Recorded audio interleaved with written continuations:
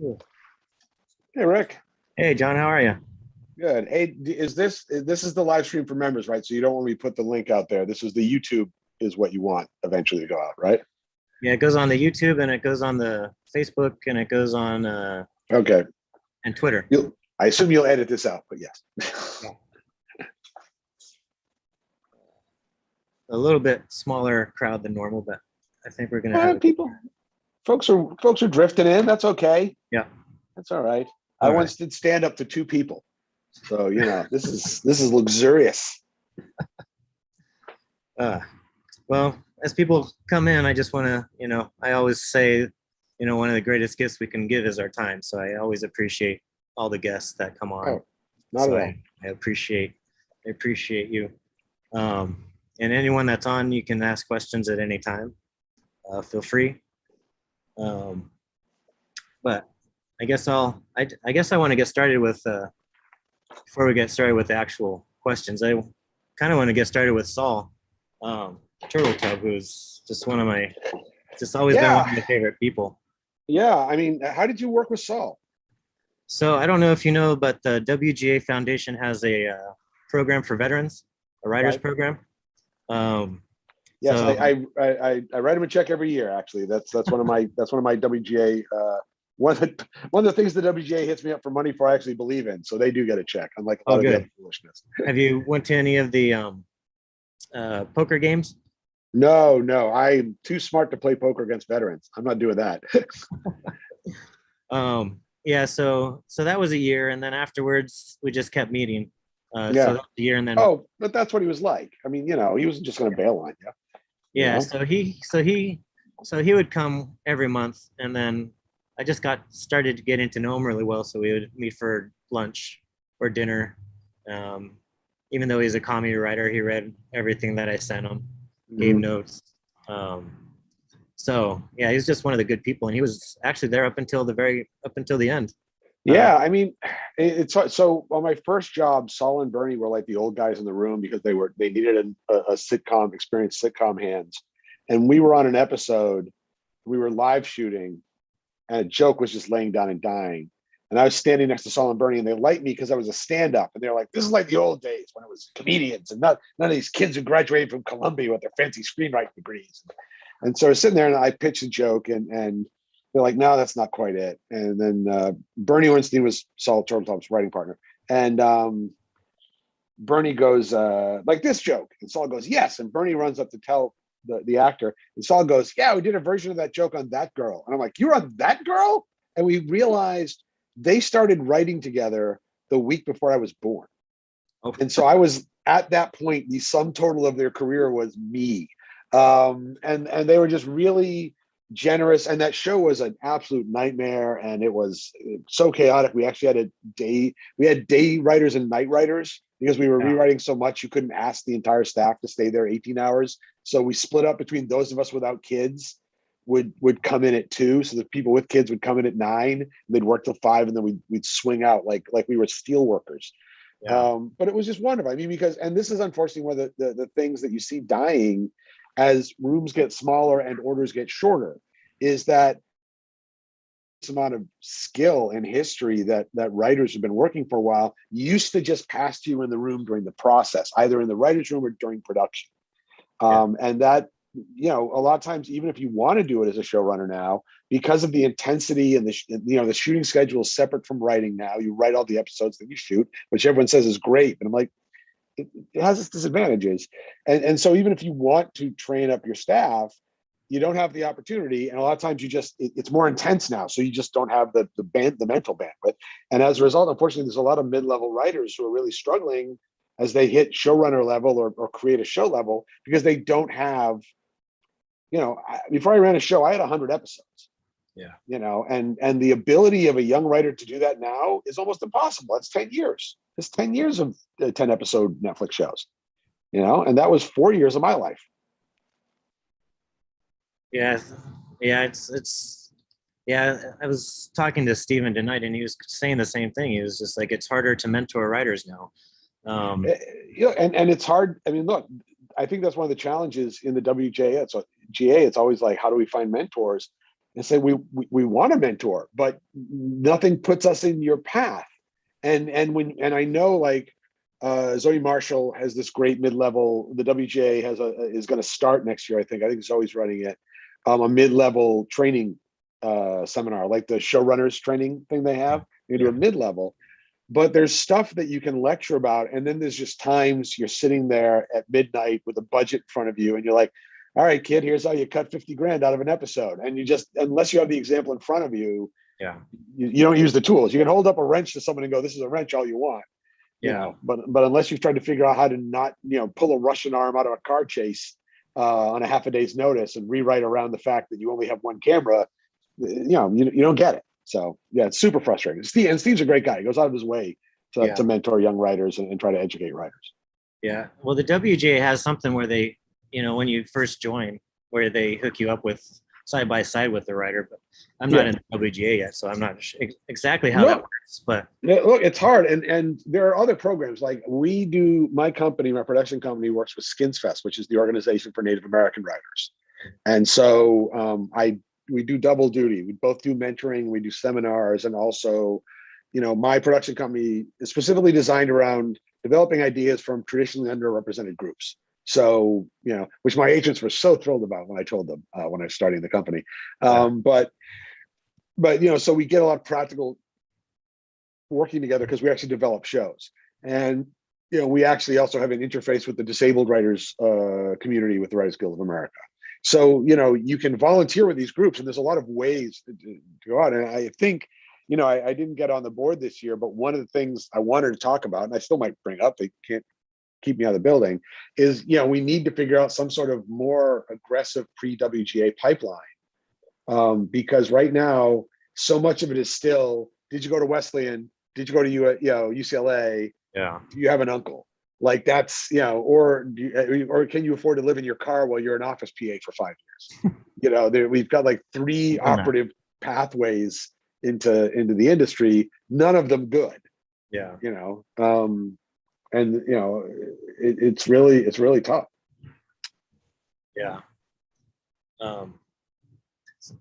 So what do you think would be an easier way to, I found that Twitter has actually been a good resource for writers. I mean, I think that the screenwriter Twitter is cool, and if you keep your head about you and don't say something stupid, or like say you hate a show and not realize, hey, there's 20 people working on that show, and maybe I shouldn't have said that. I think I think social media is good. I think finding a writing group is good because writers hire other writers in television. I think film writing is really tough right now. I mean, the only way for film writing is just get something good enough and agent hip pockets you. But for TV writing, it's social media, it's writers groups. There are online writers groups and in-person writers groups. A lot of it is, sort of listening to the podcast, because a lot of the podcasts do interactive episodes, that sort of thing. But yeah, I mean, I won't read. I don't run a production company. So, I won't read anything that somebody sends me, but I recognize names. And so when the lists come up and, the agent sends like, oh, I've got a baby writer that just, we're hip pocketing. I'm like, oh, I know that name. Send me the script. I mean, it's going to be your script. I mean, end of the day, it's going to be your writing. To me, the most important thing now is just have 2 good samples of each one slightly different genre. Because in the old days, when I started, which absolutely counts as the old days now, is you were targeting for a job. And so you wrote 2 specs that were of shows in that genre. Like when I started, I was a sitcom writer. You wrote 2 sitcom specs of successful shows, because especially back then, you were aping a style. The way you got hired on a show is, oh, you know how to duplicate voices. I don't need to teach you how to write the show. You're one of the people who can pick up a tone. Jokes are good. Come on. 1 hour's for the same thing. And that slowly faded out for a variety of reasons. But one of the main ones being television is fragmented so much now, you can't be sure anybody's seen the show that you're speccing. Yeah. When I wrote my specs, I wrote Frasier and Friends. There wasn't a human on earth who hadn't seen a Frasier or Friends. But, arguably right now, I'd say the best written show on television is Reservation Dogs.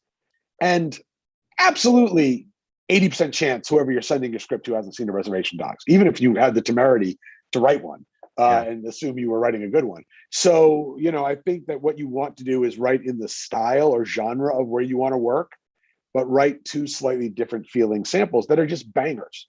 And they can be weird and they can be different. I mean, the thing to remember when people are staffing or reading is the pile for the first season of Leverage was that high. I won't angle up, but like was that high. It was 240 scripts. Wow.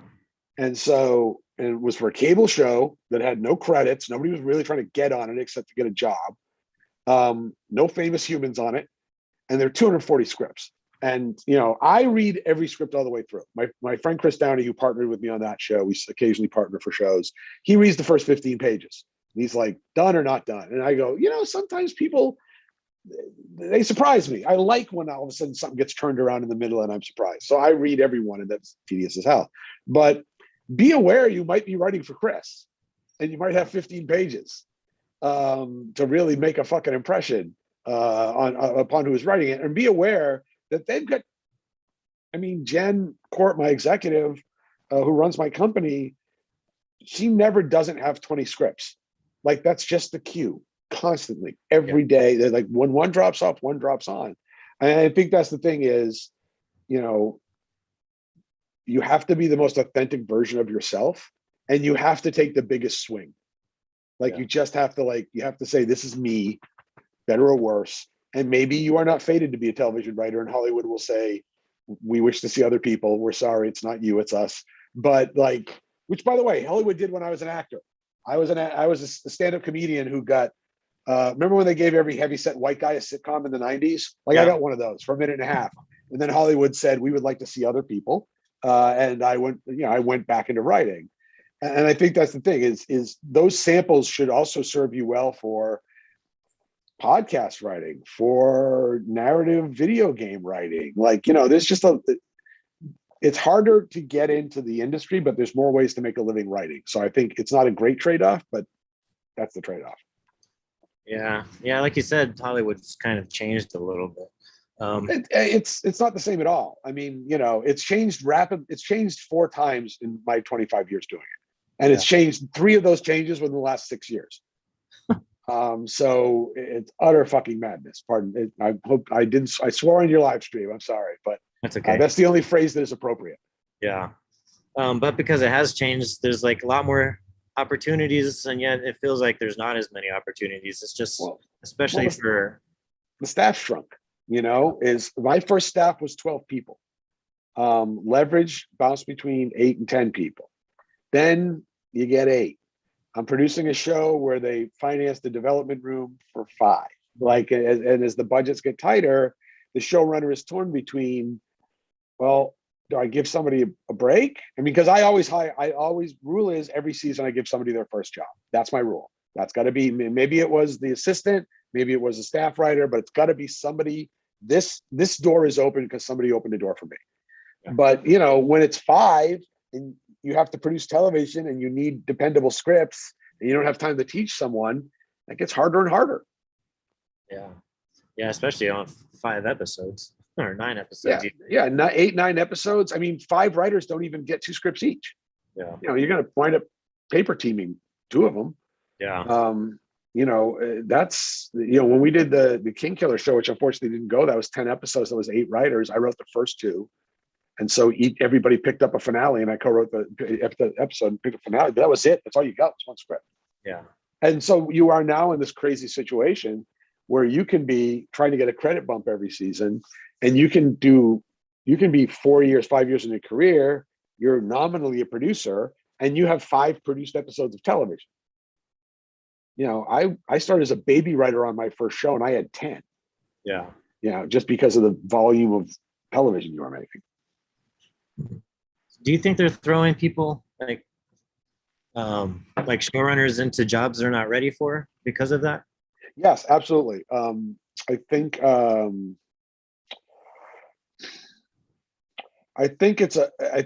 there is an insatiable need for content, but people are being held on long contracts. So showrunners are being held like, okay, you wrote your 10 episodes, now hold for production, or you shot production, but now you got to hold for the pickup.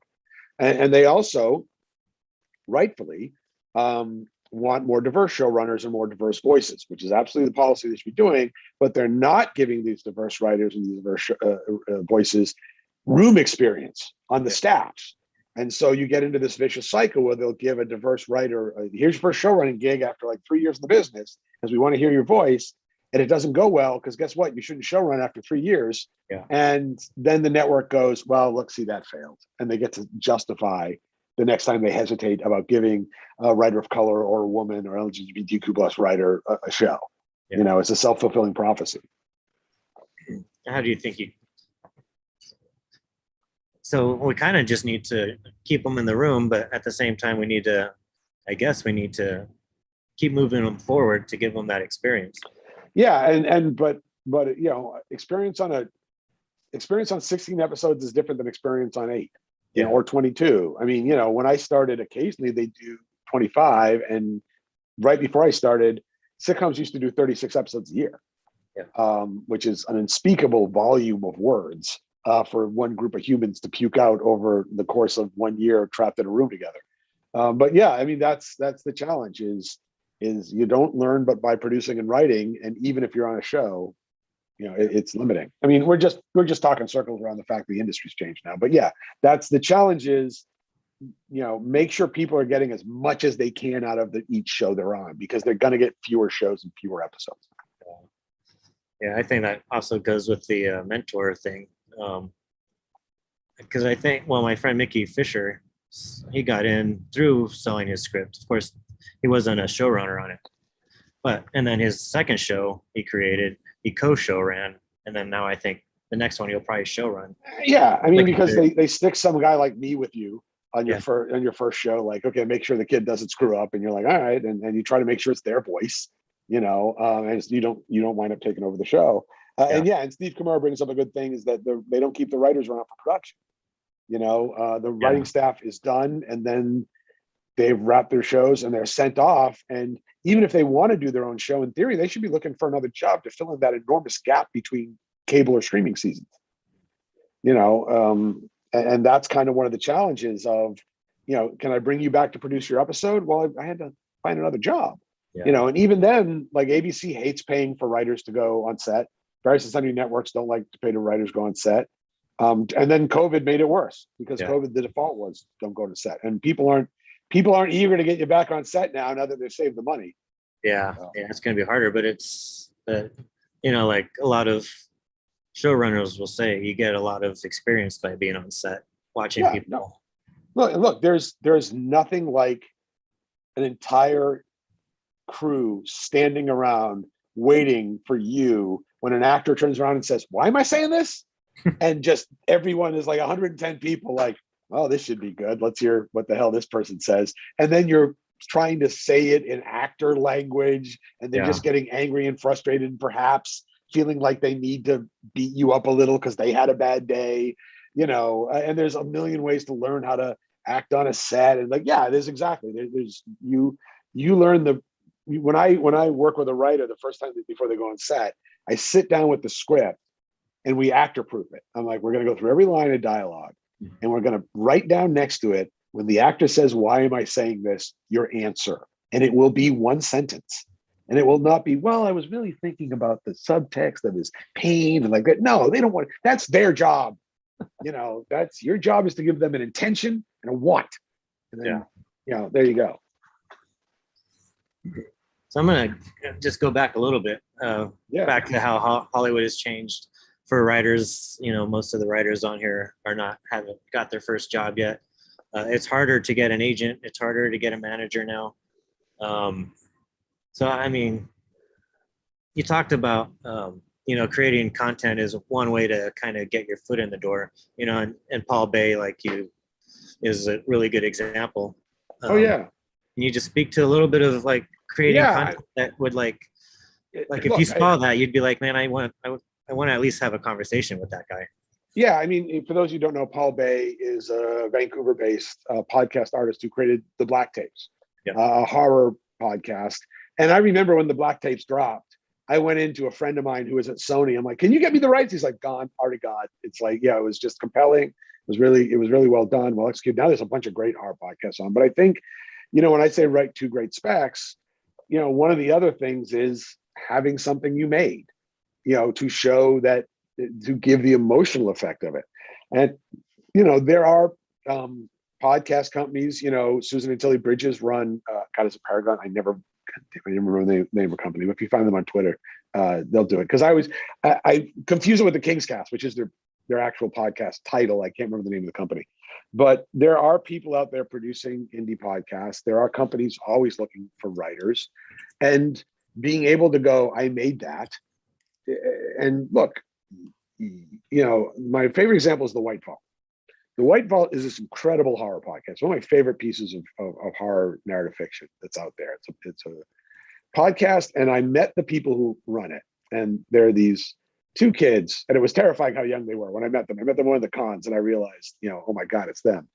And one of the gimmicks to the show is it is epistolatory. It is told through records and notes written by different characters who survived the experience from different countries. So it always fades in the native language of that person, and then turns into English as if you're translating what they have left behind, the notes or the recording.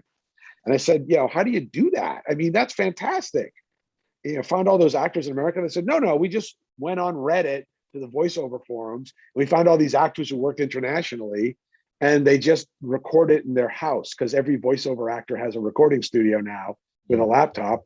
And so, we send them their part of the script, and then we put it all together here as conversations and arguments. We just, they're great cutters. And it sounds like it costs a fortune, and they make it in their garage. And that's one of the things that's like comic books. 8 issues, a one big sort of splash size comic that's like 50 to 70 pages. You find an artist, you agree to go halvesies on ownership. Maybe you pay a letterer, but it's so hard to get out there that being able to give an agent or a manager, here's my scripts, here's a story I told, here's another story I told. I'm production oriented, I'm production savvy. It does make a difference. I mean, good Lord, I don't know how I'd get in now, because it wasn't that hard when I started, all joking aside. Yeah. Well, no, I was thinking, man, if I would have started, because I went into the military, I always wanted to be a writer. I thought I'd be a novelist or a rock star. The delicious candy temptation of novels. I'll sit around in my garret and I'll write deep words. People will send me money for them. Yeah.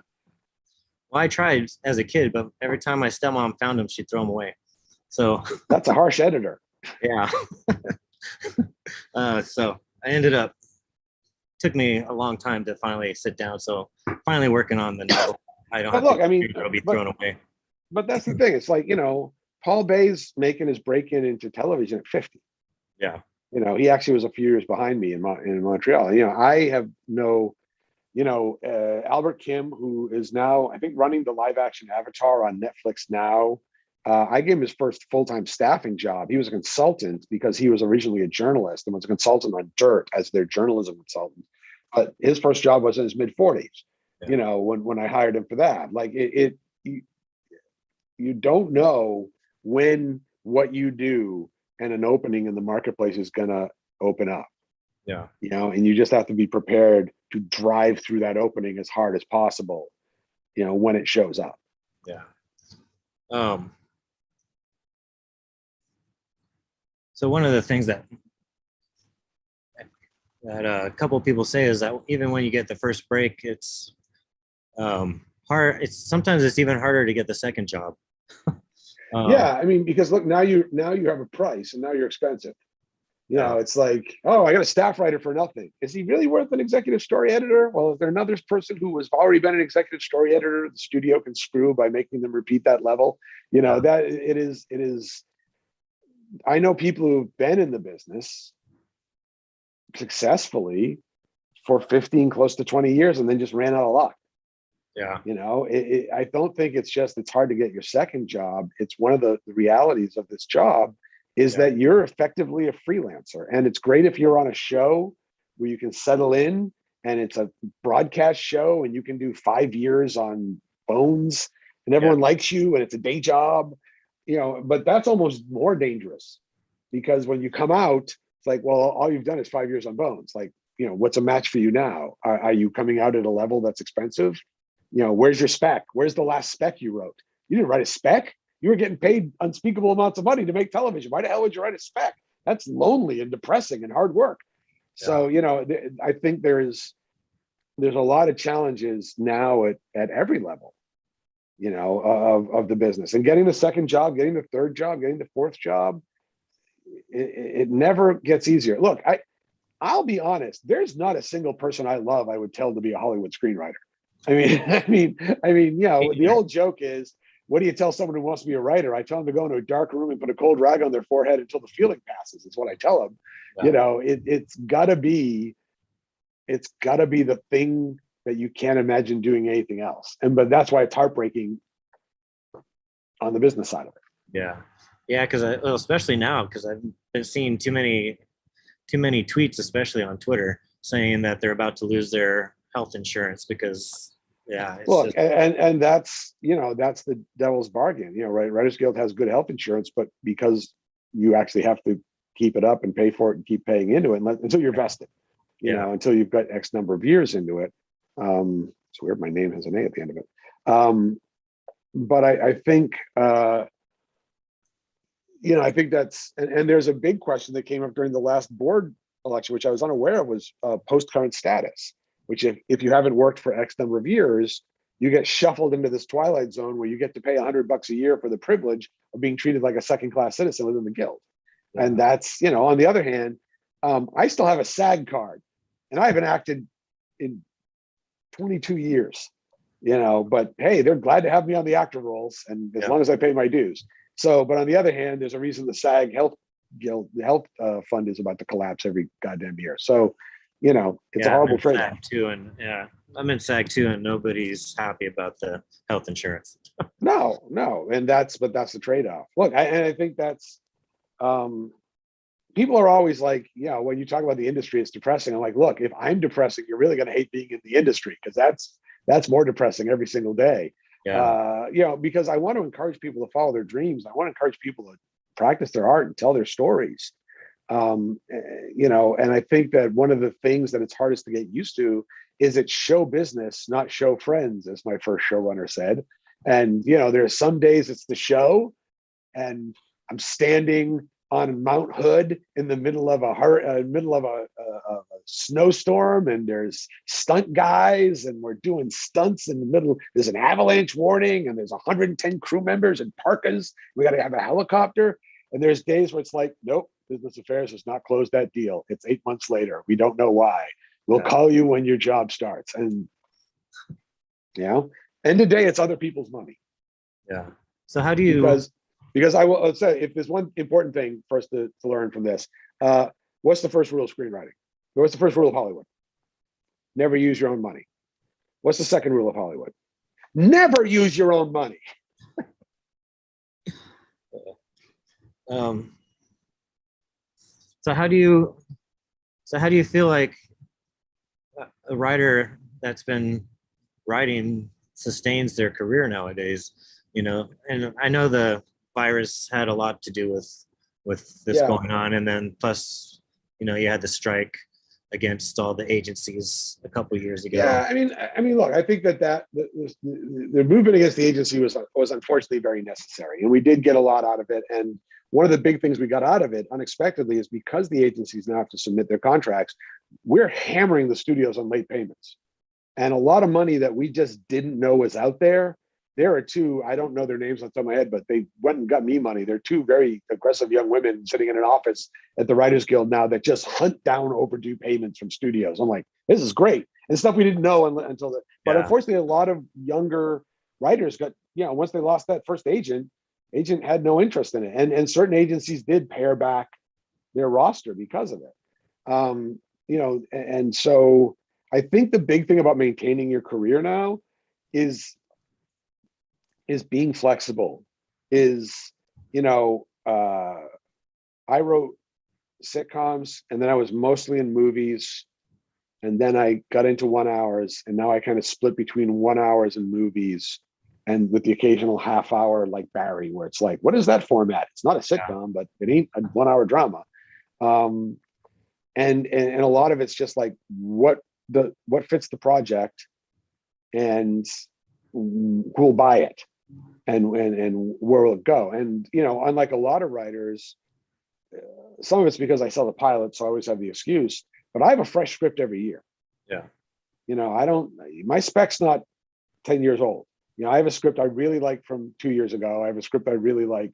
They're both about 2 years old because COVID wiped us all out and there was no need to, anything to be submitting anything. But I'm writing a script now that again will hopefully sell. But if it doesn't, new pages, that are, it's like, oh, John Rogers, yeah, I've read his stuff. No, I didn't read this one. That's it. I think that's the big thing is, I know people who came to LA to become TV writers or feature writers. And I think the thing you have to wrap your head around is you're coming to LA to be a writer. Yeah. And any day you get to write pages and get paid for it is a good day. Yeah. And even the way the genre's been now, the show we have now, my company's producing, we have a development room with HBO Max that it's animated, and so, but it didn't start as an animated show. It started as this big 1 hour fantasy. And the thing we kept running into was, my God, we love this show. We would buy it, but the budget's too high. We can't make this live action.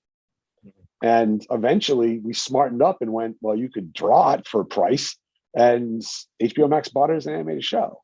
And I think that that's one of the big things is be aware, you don't know what genre or format your ideas are necessarily going to wind up in now. Yeah. I know that a couple of show ideas have been like, we don't want to do that for a TV show, but we'll take that and turn that into a narrative podcast for our podcast branch of this giant evil corporation that now owns all of entertainment. And that's something you have to be flexible about. Well, how did you come up with the idea that it could be an animated show? Was that just sitting around thinking how else to get it made? Yeah, a little bit of it was frustration, and a little bit of it was just talking to somebody we had worked with before in animation, and they said, "What are you working on?" It's like, "Well, we got this. We don't have a lot of animated. This could be animated." And they went, "Well, it could be animated."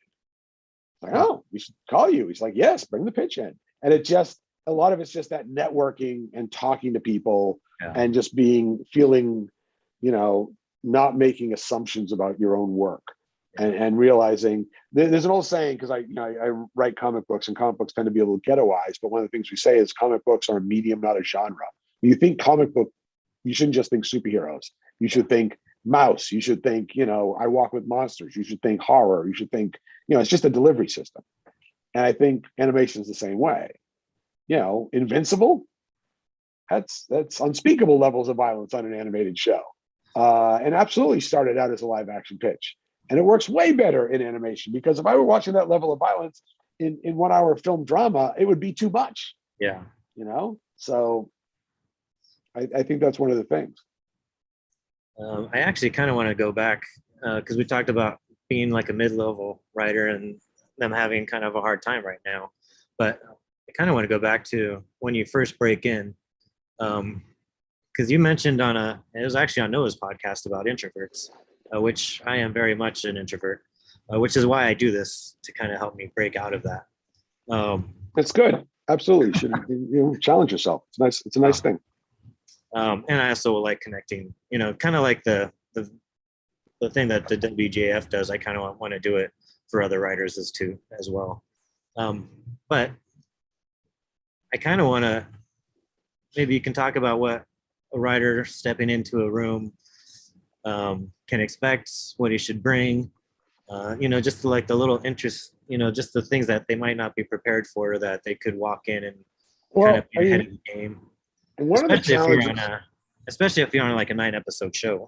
Yeah, one of the challenges to television is every showrunner runs the room differently, and some showrunners, I was giving a recommendation for a writer to a showrunner, and they said, "Well, come on, what's one thing that you've been very complimentary? Come on, there's gonna be one thing you can tell me, so I don't know you're not just giving me a smoke show here." I said, "Well, the writer believes in a very linear staff. They're basically with the staff writers, shut up and write your script." And the showrunner went, "Oh no, I believe in that. That's right. That's great. And then hire that writer. I totally believe in that." Where I'm very much, I run a flat room, or as flat a room as you can. Like, all right, you're here, you're getting paid, you got an idea, say it. So I think a lot of it is clearly understanding why you've been hired.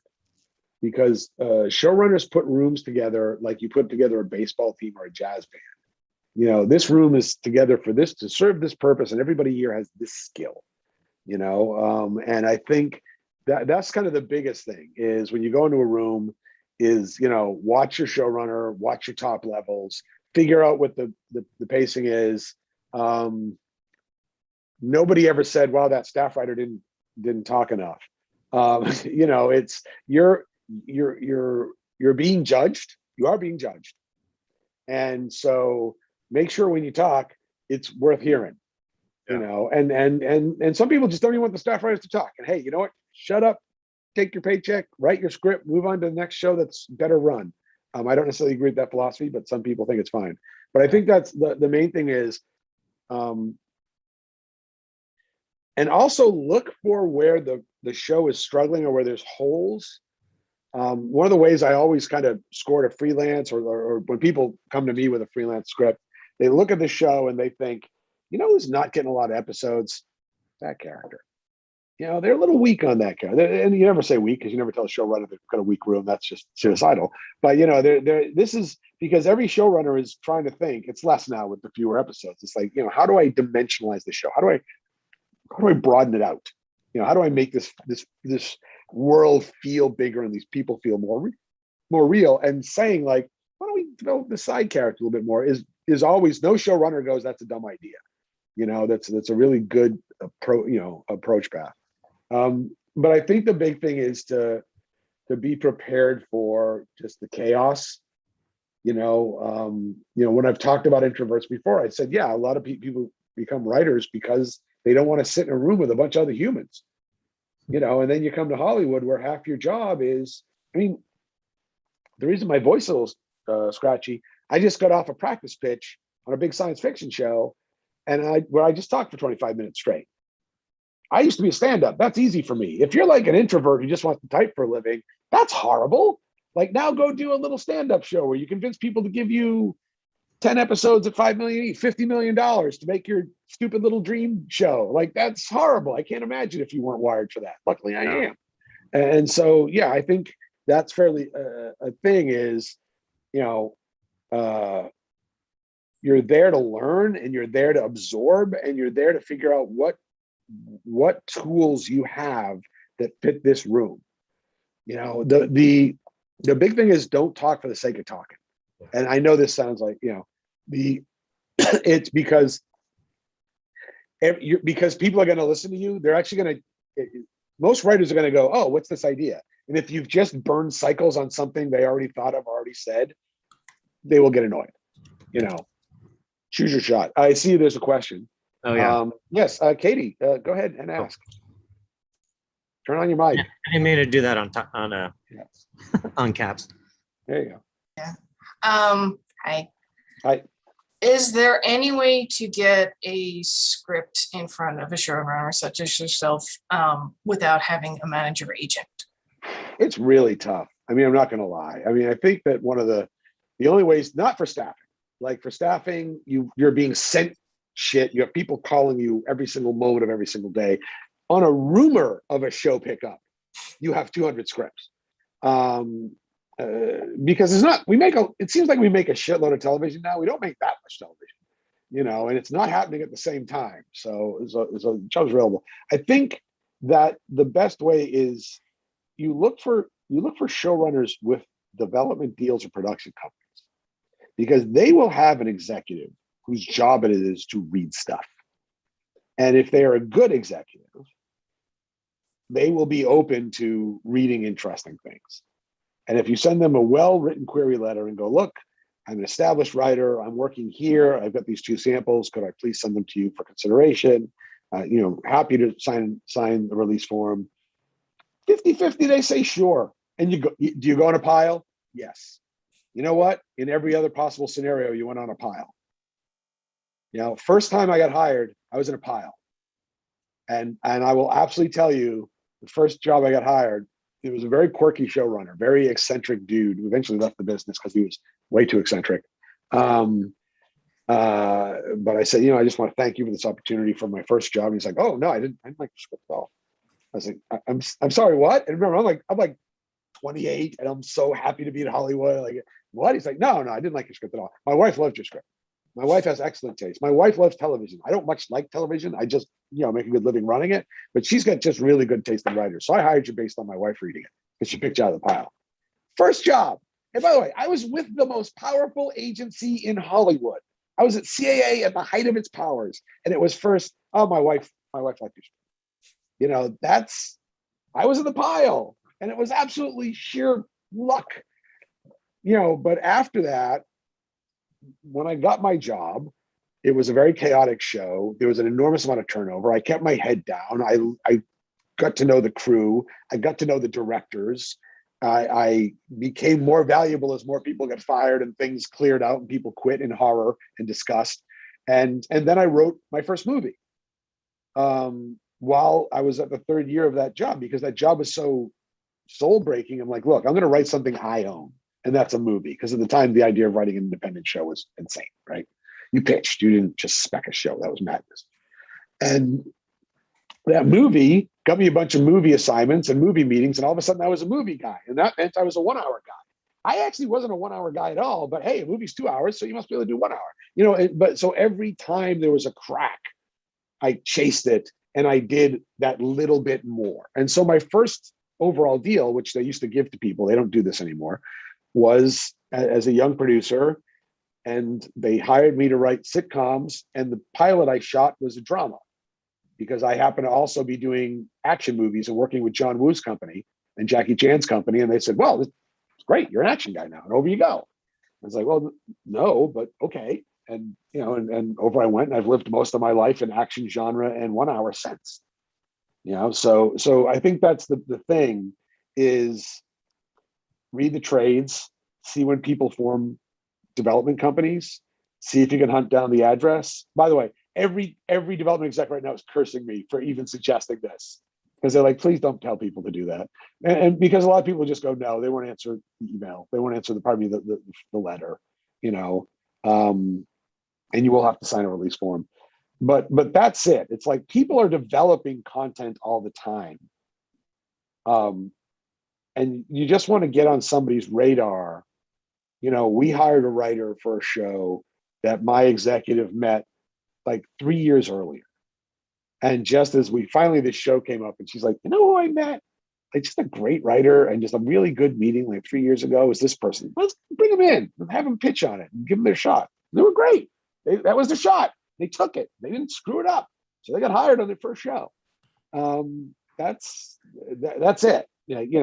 All of this is very, very difficult without an agent or manager, but it is possible. That said, agents and managers are out there. They want new talent. You just don't send your script to CAA or WME.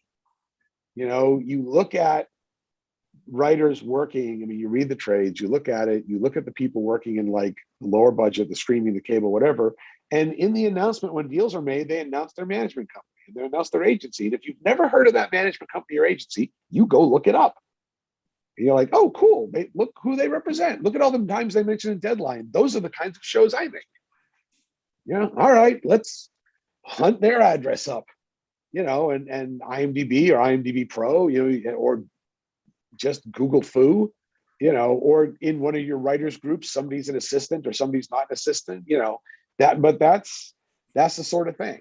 I made my bones telling jokes in bars for $50 a night for 10 years. The bones you make now, you can still do that. I wouldn't suggest that, it's really horrible, but the bones you do now is just doing this research part of your life, getting intimately familiar with the access points into the business as the business changes. That was not a short answer. I apologize. It's not a short answer problem. That's kind of the thing. I have a question about the girl that came in and pitched. What kind of pitch did she give you, and what kind of pitch were you? Well, it was to use the well overused Twitter meme. She understood the assignment. We were looking for a staff writer, and I won't mention any of the details about the show or the writer, but she had read the pilot and she had heard about the show and she was familiar with my work. She knew Leverage, she knew Librarians, she knew the tone of it. Yeah. And she's like, this is what I write. Look how my writing is in the same context, as like it's all in the same area, which if it hadn't been that, Jen wouldn't have brought her in. You know, it was a fit anyway. And she said, the thing I love about your show is this, this, this, and this. And I think the fun things to do with the show are this, this, and this. And very smartly, she asked, like, what are you looking for? You're allowed to do that, by the way. Hey, just before I start, I just want to ask, what are you looking for here? Great, I'll absolutely tell you. Now, can you adjust what you were about to say based on my answer in 15 seconds? Well, God bless you. Maybe you can. I really like you if you're able to do that. But like, it's not like a 1950s movie where like as a stone-faced dude is sitting on the other side of the table. Most of the times, it's a very pleasant conversation. Even with the writer or executive is an asshole, they're going to be nice to you in the moment. They just might not hire you and shit talk you later. But you know, you want to show that you're engaged and smart and flexible and can think on your feet. And again, not fair for introverts. And that's why as an introvert, you kind of gotta, practice, which is what you're doing, which is the right thing to do. When you mentioned your pitch practice session. Oh, sorry. Oh, go ahead, Stephen. Did I jump on somebody? Okay. Hey, you mentioned your pitch practice session earlier. Do you have a set process? Do you have sequences that you're always trying to line up? Well, for a pitch for a series, it's different than a pitch for a movie. Pitch for a movie is just tell the story. And nowadays, it's interesting. We created digital pitches for Zoom where you do slideshows with like really high, like I have a professional pitch designer now who does the visuals. Like you don't have to do that, by the way. I used to put them together with Preview and Apple and they worked fine and I sold plenty of stuff with that. Like you don't have to do that, but it's just because we're on Zoom, you want it to look nicer when you're advancing through it.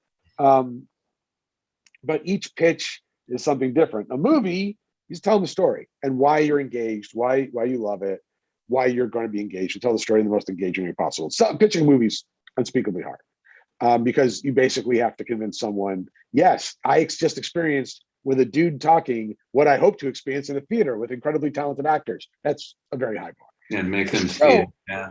Yeah, a show is a different bear because what you're pitching is both the emotional experience and the engine. And so, usually for a pitch for a TV show, it's like, here's a one-liner of the idea. Here's just a quick, this show is dun, dun, dun, dun, dun, dun. It's like, this is the genre, this is the execution, this is what's cool about it, this is the twist. Here's why I'm emotionally attached to it, which hopefully will make you emotionally attached to it. Here's why I got to be the guy who does it, or pardon me, colloquially, I have to be the person to do this. And then usually most people go into the pilot. And because you have to explain to everyone how the show works. And there are two kind of different ways of doing it. For some very big shows, people do all the characters first. Here are the characters. Here's what they want. And here are how these wants conflict. Now let's do the pilot. And some people, and I'm one of those people, prefers to tell you the story of the pilot and then introduce the characters as they show up in the pilot, but you're giving them, what's an episode of this show look like? What's it feel like? What's it sound like? What do the actors look like? That's why you use actor comps. I stole this from Eric Heiser. Now I do it digitally. But Eric Heiser, who wrote Arrival, and Yves Villeneuve gets all the credit for Arrival, but Eric Heiser is the one who optioned that story from Ted Chiang and carried it on his back for years and refused offers to make inferior versions of it for years, driving his agents crazy because he was so committed to that vision of that movie. We make almost little beer coasters. We had to print them out at a Kinko's. It costs you like 10 cents each, of an actor for a role with like the role name at the bottom. It's like, here's our fake casting. Like, this is, when you think of this character, we'll never get this person, but that's awesome. That's who you're thinking of. And Eric Heiser for Arrival used Amy Adams for the scientist, and he got her. And so that picture, that little pitch picture is up on his wall in his house. I'm friends with him and his wife, Christine, and it's up in his office. Just to remind you, you never know. Sometimes you get what you aim for. But we do digital stuff now. And a lot of times we use comps and samples from other movies. Like, oh, this is what it looks like. Look how it looks like Arrival, or looks how it looks like, American Rust. Looks like, and you learn how to screen grab. There's a million. You go on Reddit. It's like, how do I get a screen grab a movie? Well, you stream it on your laptop. You use the screen grab function on your screen, and then you edit it and make it look like a picture. It's not rocket science. There are sometimes programs that don't let you do that, but screw them. So, you know, or if, by the way, if you Google a movie's name and then go to the images tab, there's usually 25 to 30 images from that movie, and probably the most striking one you can think of is in that selection because it was used for publicity, it was used for press, and nobody ever sees these things. These are all internal documents. But that is the purpose of the pitch is, at the end of it, somebody says, "Oh, that's great, shot deck. I didn't know that. That's really good." The purpose of the end of the pitch is you finish for 15 or 20 minutes, which is as long as it should be. Sometimes they're longer if you're incredibly skilled or you have a director with you or whatever. And they go, "Yeah, I want to see that. I know what I want to see, and I'm willing to give you money to start making it." And then you begin a very long process. And I think that's the important thing to understand is each step of developing a TV show or a movie is its own sales document. You know, it's like, here's the outline. Oh, now this allows me to upstairs to go push this. I get some feedback. Now let's go to a script. Here's the script. Oh, well, you know, this is a great sales document to convince the bosses. Let's go shoot this thing. Here's the pilot. Well, this is a sales document to show the distributors and the bosses we should, you know, spend more of their money on it. And it can be very frustrating because, you know, you're like, I want to make this my version of the thing on day one. It's like, oh, yes, you shouldn't compromise your vision, but you should be aware where your fine tuning and execution go. You know, and what your goal, the goal of each document and goal of each stage is. Thank you. Not at all. So when you work on your pitch, do you write it out? Like, do you write? I do. Like, Yeah, exactly I mean, what you're gonna say. Yeah, I mean, I'll show you. There you go. There you go. That's it. You know, and each one of the, now it's split up. Yeah. So now because I'm a stand-up, I can remember most of it, and I'm off book by the end of it. Like when I sold The Player in 2016, it was a 25-page document, and kind of the stunt was I'd walk in with the pitch and then put it face down on the table and just do it off the top of my head. And the execs would keep looking at it like, what are you going to the notes? And it was a bit of a gimmick because I was a stand-up. I used to be able to talk for an hour, Yeah. you know, without notes. You know, but you want it as a reference. You want it to be there to remind you where you are. That said, I have seen writers sell shows with a piece of paper in front of them, reading it off, you know, making sure they make eye contact occasionally. Yeah. It's easier to do in a room because Zoom is inherently alienating. Yeah. But yeah, I mean, I used to be a little looser about it, but now I tune it like I used to tune stand-up. You know, because also now you dry run it a couple times, and you get feedback from other people, and you want to know exactly where that feedback should go. Yeah. And there's a great website called Words to Time that I make all the writers we develop with use, because they send me their pitch, and I'm like, well, this is a 35-minute pitch, and they say, oh no, it's not. I'm like, yeah, it is, because if you put in this many words in Words to Time and say it at a medium pace, that's what it comes to, and it's almost never raw. It tweaks up and down a little, but it's a good way of knowing, like, you know, 15 to 20 minutes is, you know, about where you want to be. Gavin Newsom's texting me for stuff. He already won the recall. Why is he texting me? I'm sorry, that was just very surprising. Gavin, it's okay, we're done. You don't have to call me anymore. But you know, there's a lot to be said for, you want to end at like 15 to 20 minutes and then go, God damn, that's great, tell us more. And then they're enthused and they're asking you specific questions, you fill it in, rather than you puke out 35, 40 minutes and they're like, poof, we are tired and we have lost track of the first 20 minutes of that. And we don't remember any of these characters. One person wrote it down. That was the guy you saw writing earlier during the pitch, but we'll get back to you, you know? Yeah. So how much of this series do you know? Like how far down, like how many seasons? The first season pretty well, and not episodically, because although lately now that they're running 8 to 10 episodes, now that you're running eight or 10 episodes, a lot of times I'll shadow break the season. I'll be like, I know exactly the problem, the complication, the resolution each episode. And I have the character arcs tracked out for the entire season. I know where each character begins. I know where they end emotionally. You know, and I tend to actually build from the middle. Both my screenplays, my episodes, everything. The middle of a story is where it turns into a different story. You know, so you're just not hammering the same point over and over again. So a lot of times I'm like, look, if it's 10 episodes, this is what it feels like for the first 5. This is what it feels like for the back 5. And episode 5, there's all the big emo stuff. But you take them through the emotional journey. You pitch the pilot in great detail because it's the sample episode. And they're hearing all the characters and they're hearing little bits of dialogue. And they're like, oh, that's what the action looks like. That's what the dialogue sounds like. So these characters are. And then you sort of get vaguer as you go on. So it's like, and then, you know, the next couple episodes, they do this. And then the back half of the season, they're really doing this. This is how it ends. And second season, we do stuff. You know, this is stuff. You should have such worries that as long as they know there's a second season, they're good. And there's nobody on earth who ever got, hey, if you want a second season, they went, this really had 1 season in it. I'm sorry. I apologize. I probably should have mentioned that in the pitch. I hadn't really thought about you giving me another $50 million to make more television. I should go, you know. When you're developing something, you know, like Leverage, which was highly popular, still is. My mom worked at a restaurant, and that was her favorite show. And what was the main actors? Not Timothy, but Christian Kane. She had Christian Kane. Had, like, so many of his things on her shirt. I was like, she was obsessed.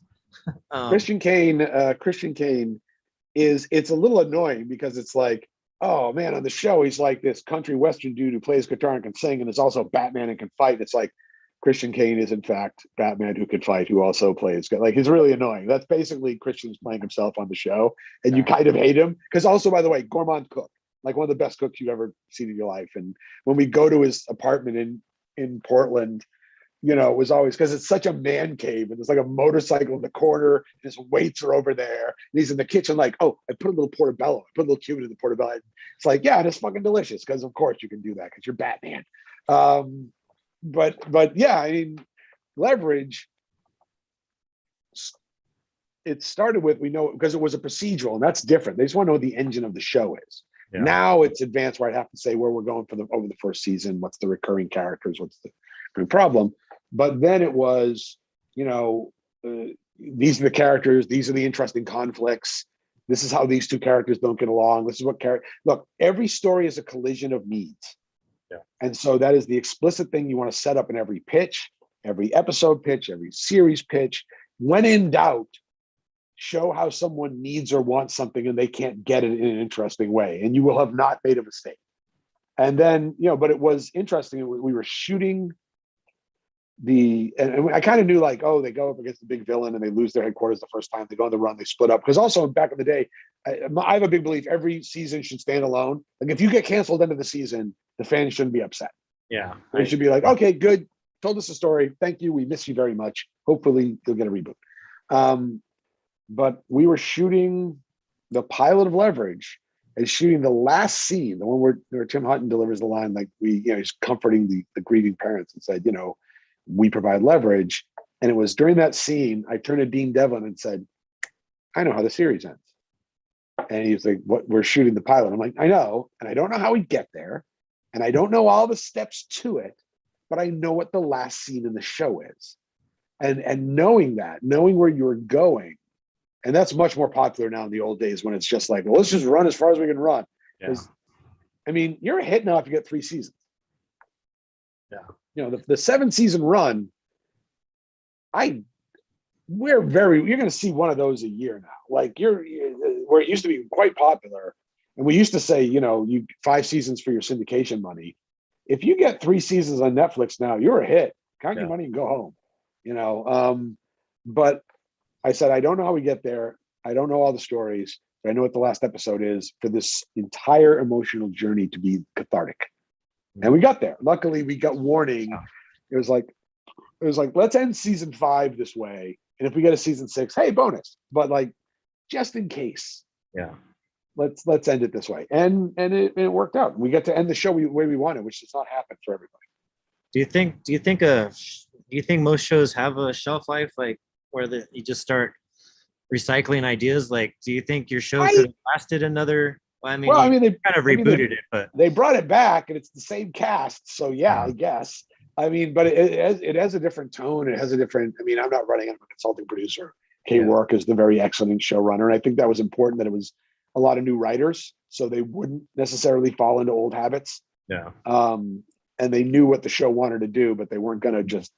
Because look, even if you look at the first 2 episodes of that show, Chris and I wrote those, and I look at those, I'm like, I can see like little things I tend to do because I haven't written a leverage in a long time. I'm like, yeah, that's a tick almost. Like that's I can't help but do that in the scene between those 2 characters.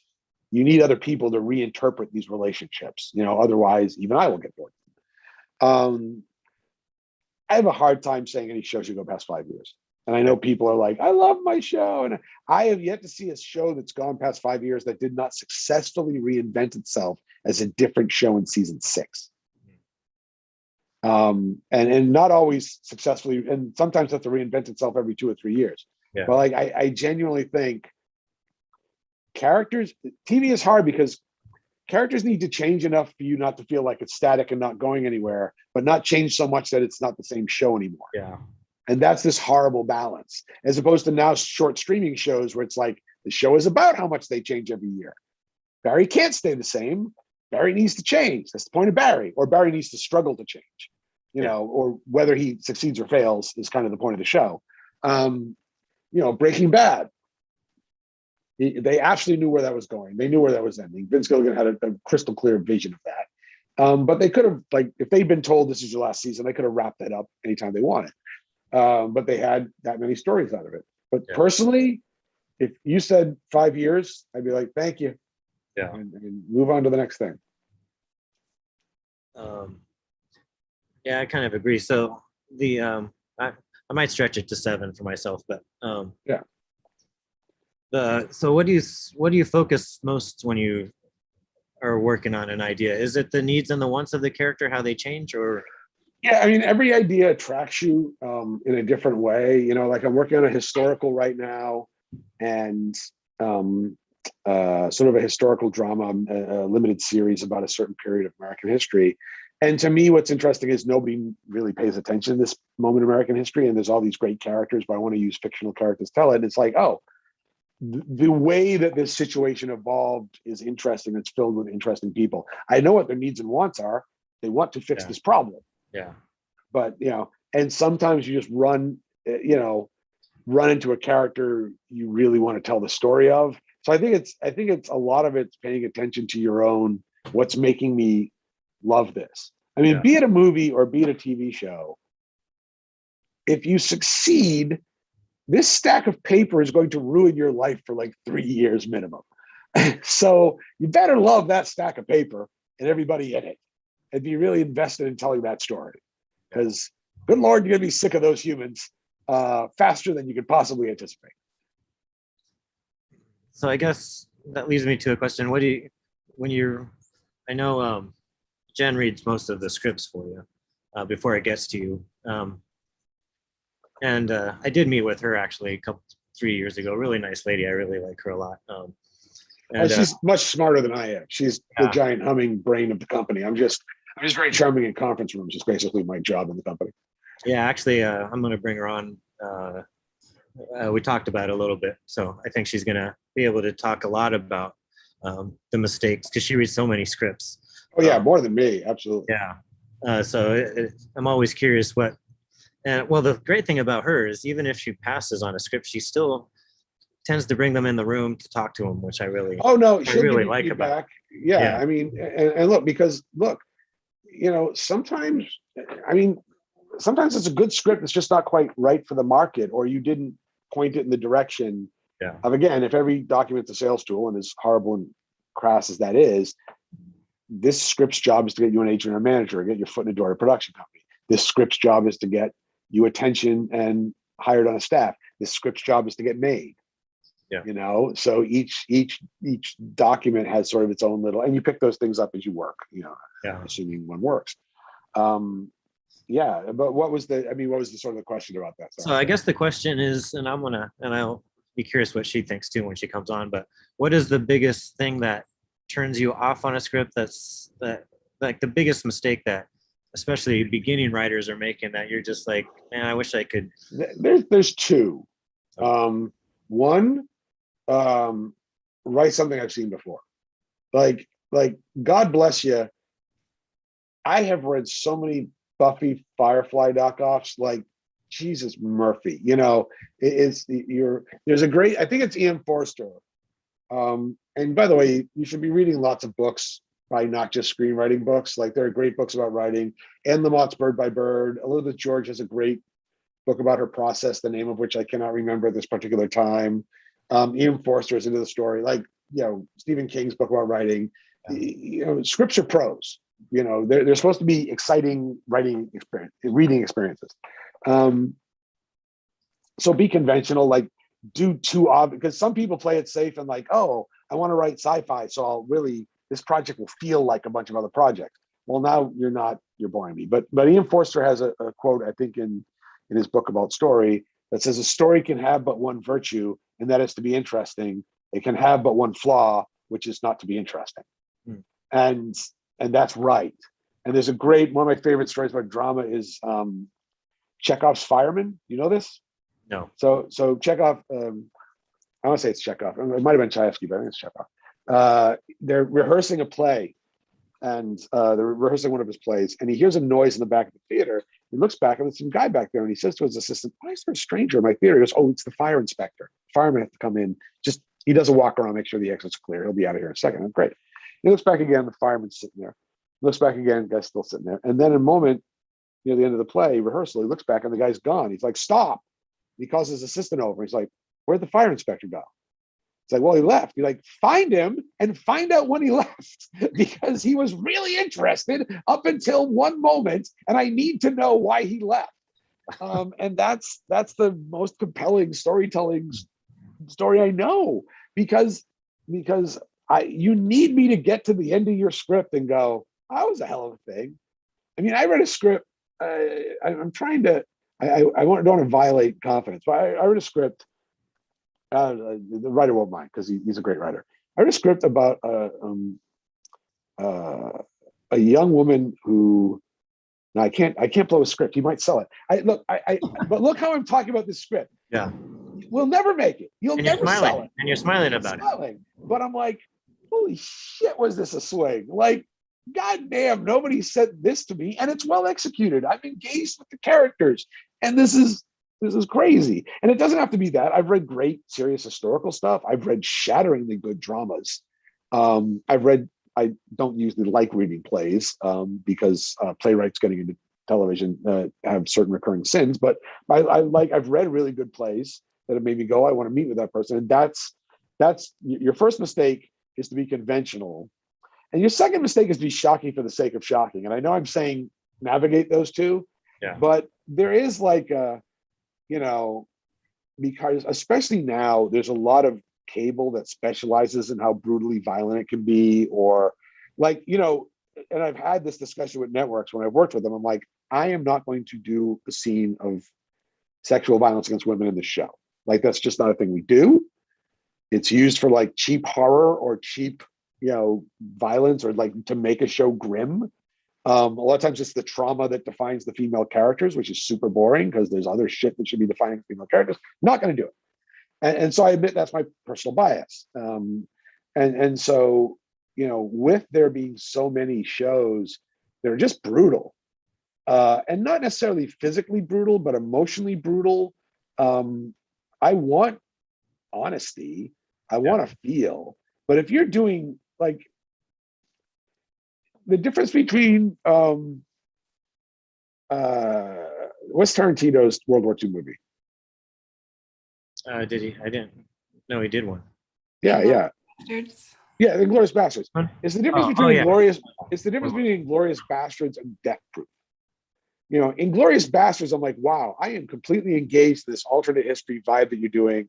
There's a song choice in that movie that was so good.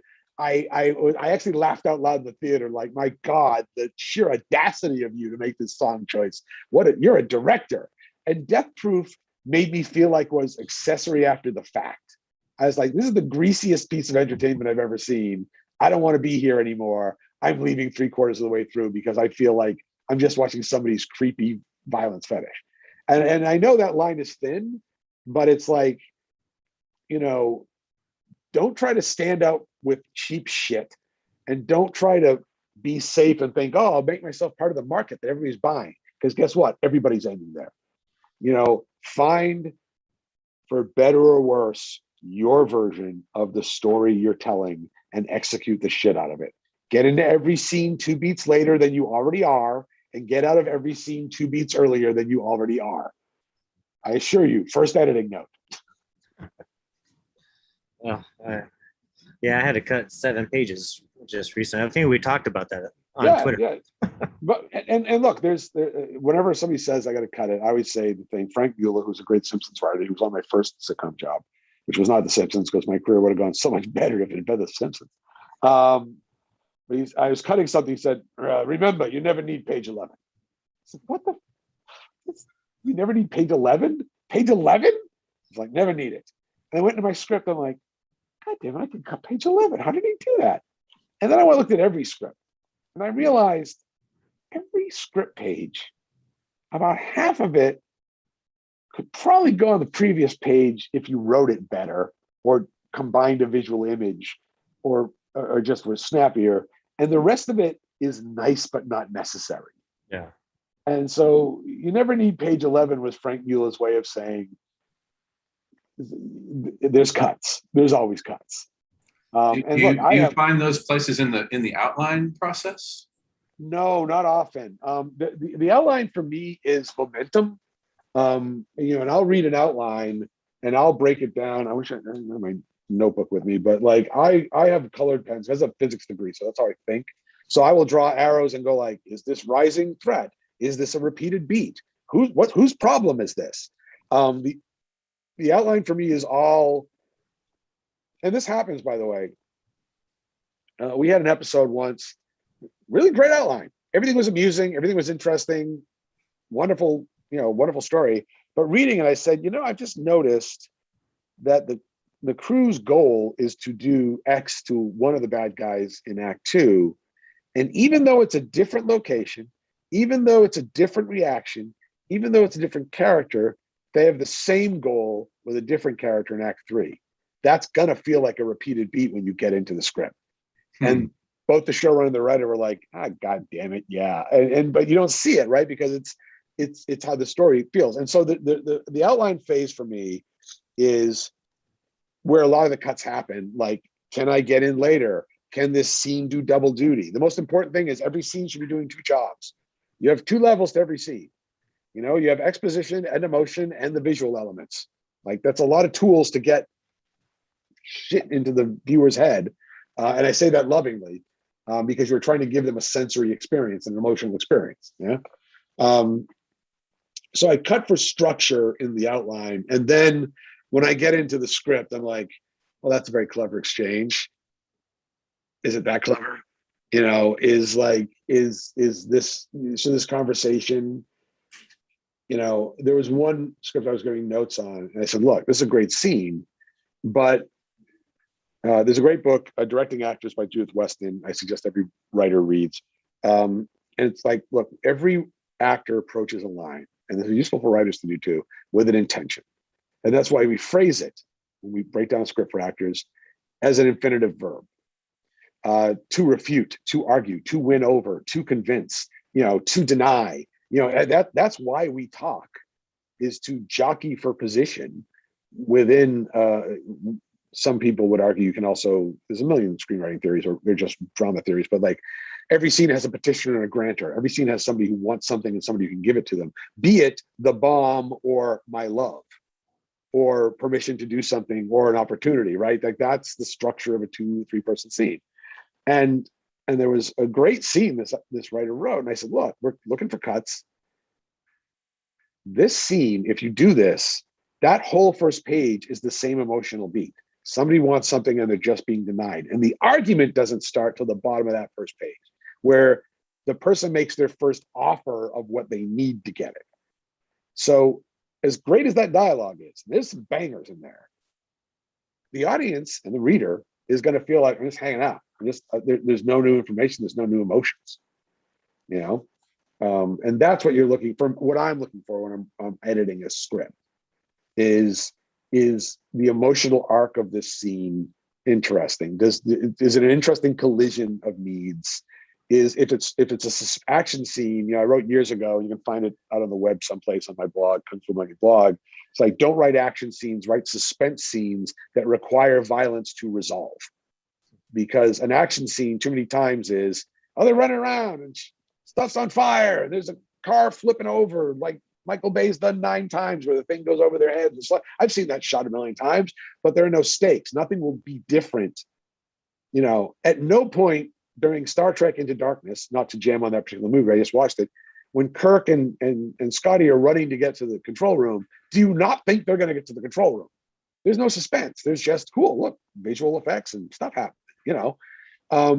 There should always be a problem in any scene or any action sequence that might not happen. And if it's too early in the script, like, oh, my hero might not get away. No, he won't. Like, come on, we've been watching television for our entire lives. We know the hero is either going to get away or succeed. So what's the thing that is actually at stake here? You know, what is the actual thing that the audience is invested upon emotionally to see how it resolves? You know, what's the question of the scene? And the question idea is a fractal. Like, what's the question of the episode? It has been said a pilot is a question that you ask and the answer is the show. You know, is like, oh, this pilot asks a question. You know, Breaking Bad is the perfect example. You know, does an ordinary man have a monster laying within him? And Breaking Bad is like, shit, yeah. And he kind of had it inside him all the time. And he was actually a monster that was constrained by circumstance. This Walter White is not Walter White. Walter White's Heisenberg. You know, and that's the great line in the show when he says, say my name. He doesn't say my name, Walter White. He means for the guy to say Heisenberg. That's his identity. And that whole journey, you know, Better Call Saul, which is arguably not a better show than Breaking Bad, but certainly the same people at the height of their powers, you know, ask the question, when you meet Saul, you're like, this is a good guy. Like, I like Saul Goodman a lot, and he seems like a pretty decent dude who wants to help people. How does he become the lawyer? How does he become Saul Goodman? Can a man like this redeem himself, or will he fall into corruption? You know, and we know the answer, which makes Better Call Saul better, because now it's pathetic. It's pathetic. You know, it's pardon me. It's dramatic irony, because we know the answer and the characters don't, and it's worse and worse because now we're invested in him and we know he's going to fall, and we know that Kim won't be in his life, and now we're just, you know, now that shows a itch of a dramatic mousetrap for the viewers. And so that for me is in the script is, do I give a shit about how this conversation ends, how this sequence ends? Is it interesting stakes emotionally, physically, you know? So, wow, I've just got a really long answer to that question. Outlines are for structure and pacing, and script is for emo and goals. Yeah, that's awesome. Yeah. When writing a pilot, so I realized the one that I was editing and talking about when we were on Twitter, John, I had a couple people read it and they said it's more plot driven than character driven. Except for there's so much going on that I don't know how to, I don't know if, is that a bad thing? It's not great. Yeah, to be honest, because they're having an emotional response to the work. Yeah. You know, and I think that when you say there's so much going on, a lot of it is you feel like there's a lot of stuff they have to understand the story you're telling.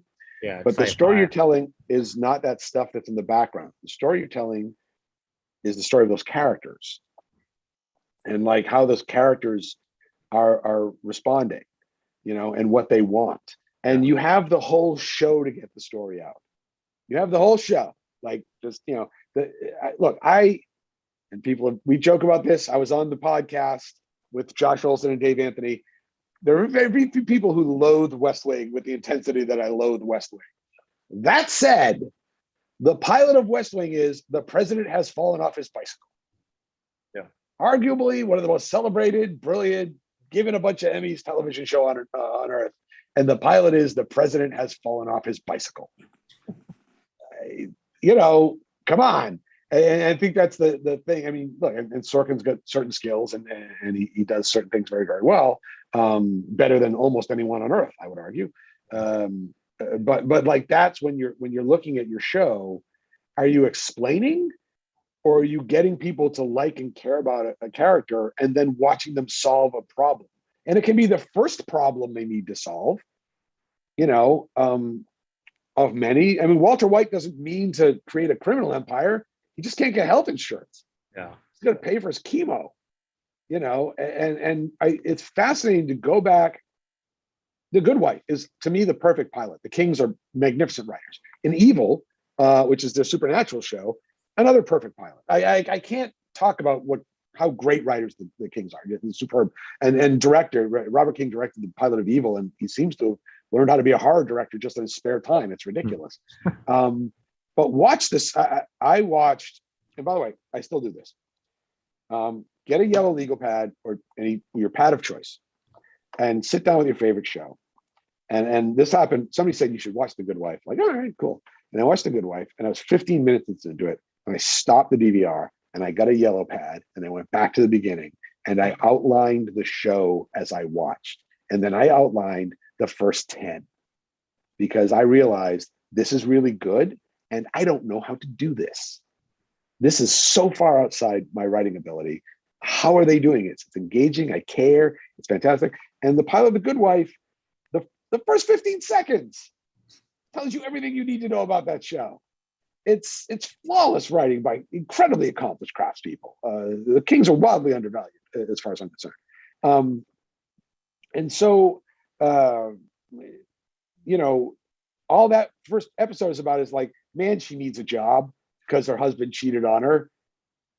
Okay, and then complications ensue in the first case that I absolutely guarantee you no one can remember what that case is. Nobody remembers plot. Everybody remembers dialogue and character. Yeah. Unless the plot's particularly cunning, you know. Yeah, I guess I was not to make this about my pilot, but I guess the problem. Every writer makes it about their pilot, Rick. It's okay. That's that's tradition. Okay, good.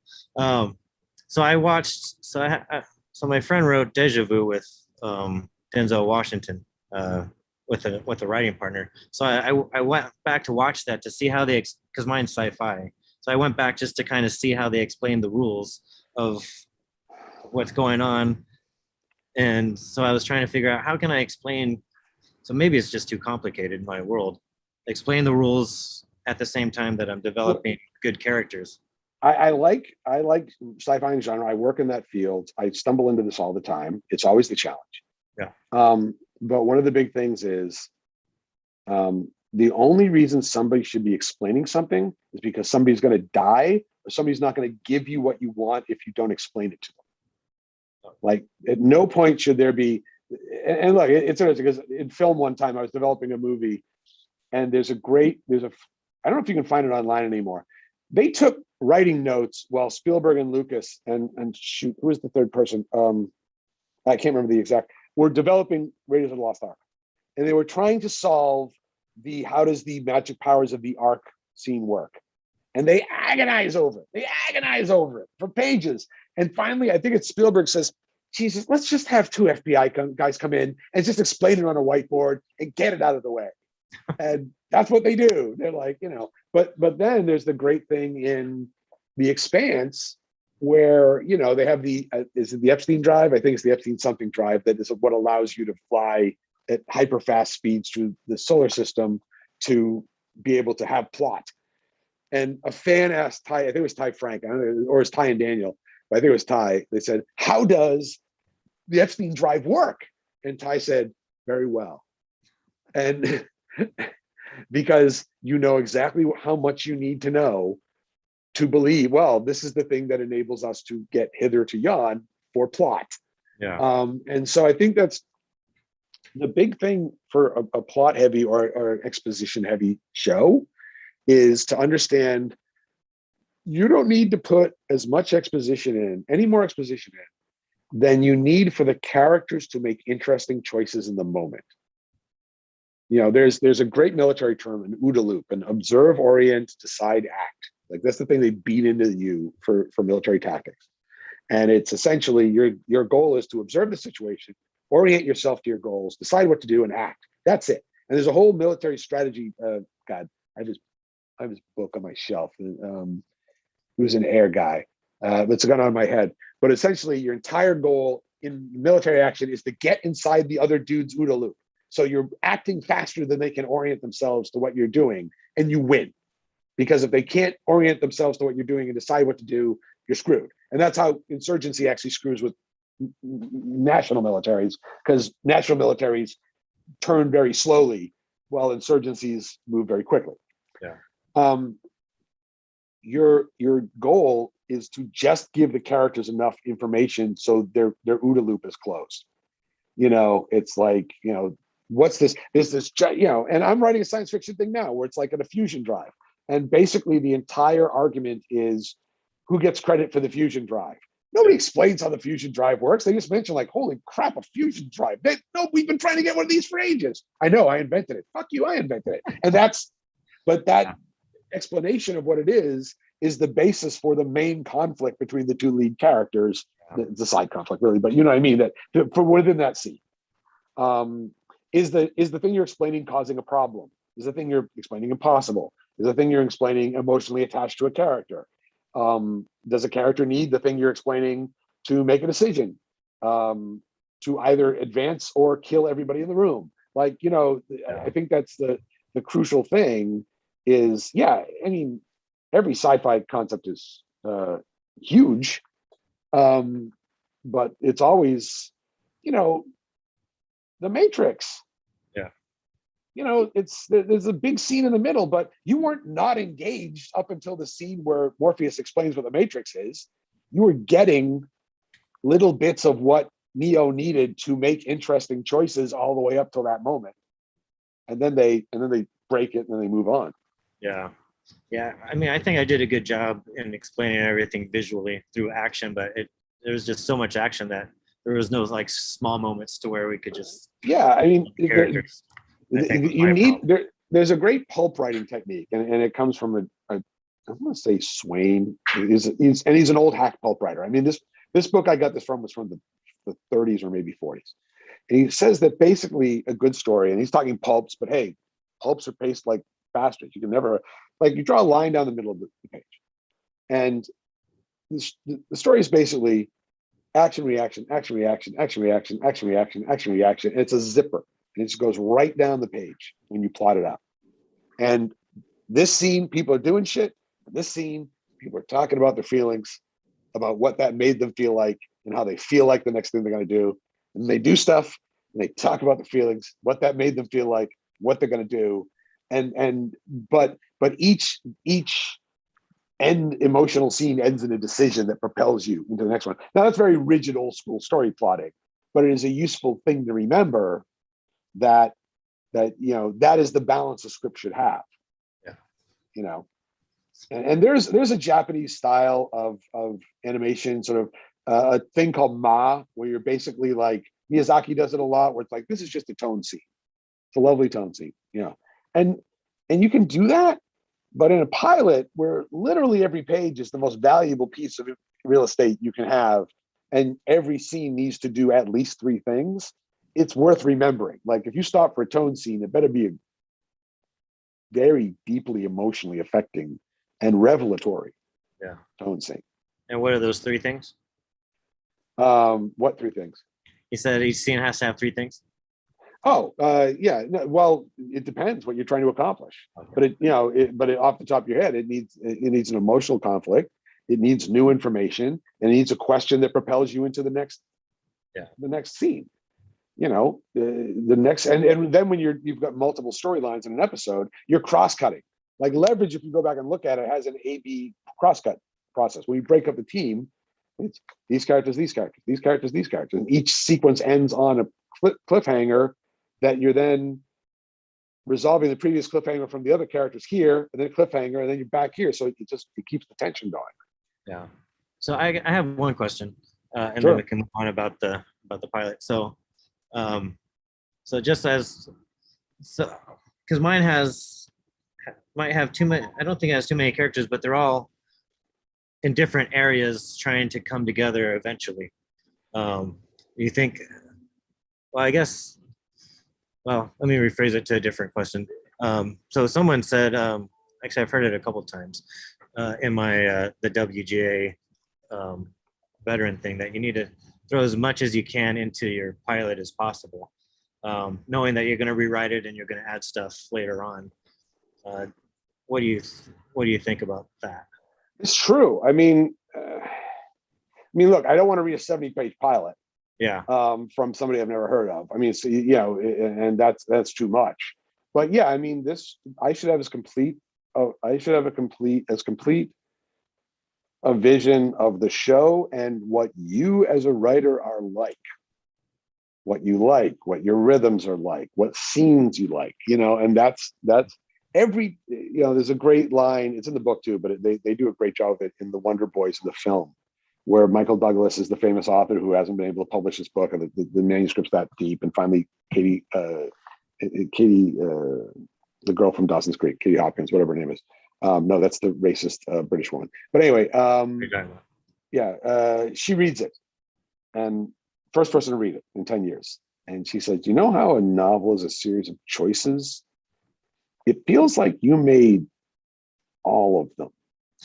And yeah, like I've read pilots that's like, here's the kitchen sink. And it's like, no, every decision you make to execute a scene in one way instead of another way tells me who you are as a writer. And I often say, when I have young writers, there's a moment where it's like, that's an interesting mistake. Like, it's not right. It's not how you execute that scene. But now I know what kind of writer you are, because that was an interesting mistake. That was a mistake only you could have made. And there is an argument, and I say this all the time, and I'm not necessarily right, but your mistakes are your style. You know, the choices only you make, whether they're right or not, or the little voice in your head that says, fuck it, I'm going to try this. That's who you are as a writer. You know, and that's what I look for. Whenever, and Jen's worked with me for years. She knows I'll be reading somebody and I'll get it. It's like, there it is. I'm going to tell them not to do this, but that's the mistake that it tells me they're starting to be their own voice. Like, this is what they're going to sound like. Yeah. And I heard actually that pilots are getting shorter, like closer to 50 pages versus 60 pages. Yeah. I mean, I think you're fine anywhere between 50 and 60. I mean, you can go 60 for a production pilot, because you're like, we all know we're going to cut this pilot. We all know, like, it's a sales document. You need someone, you don't want someone to go, well, I'm not going to make this because I didn't get what I wanted. You want to make sure everything's in there. Yeah. But, you know, a clean emotional read that engages me, it should be as long as it should be. I mean, There was a 48-minute episode of Ted Lasso. I mean, you know, the rules are gone. The rules are dead. The old ways are dead. You know, not completely, but like, no, for a 1 hour pilot, for 45 minutes, you know, for 1 hour, you know, 50, 60 pages, 50, 60 engaging, compelling pages. Yeah. And if I have questions, like, I don't understand this, or I want to know more, that's good. Because that means I'm going to call you and I'm going to ask you to come in and tell me about your show, because I want to know more. The worst situation is me going, well, I know everything I know about that, and I don't need to talk to them. Okay. So I only have one question, because I know you probably want to go, and then I'll see if anyone has any.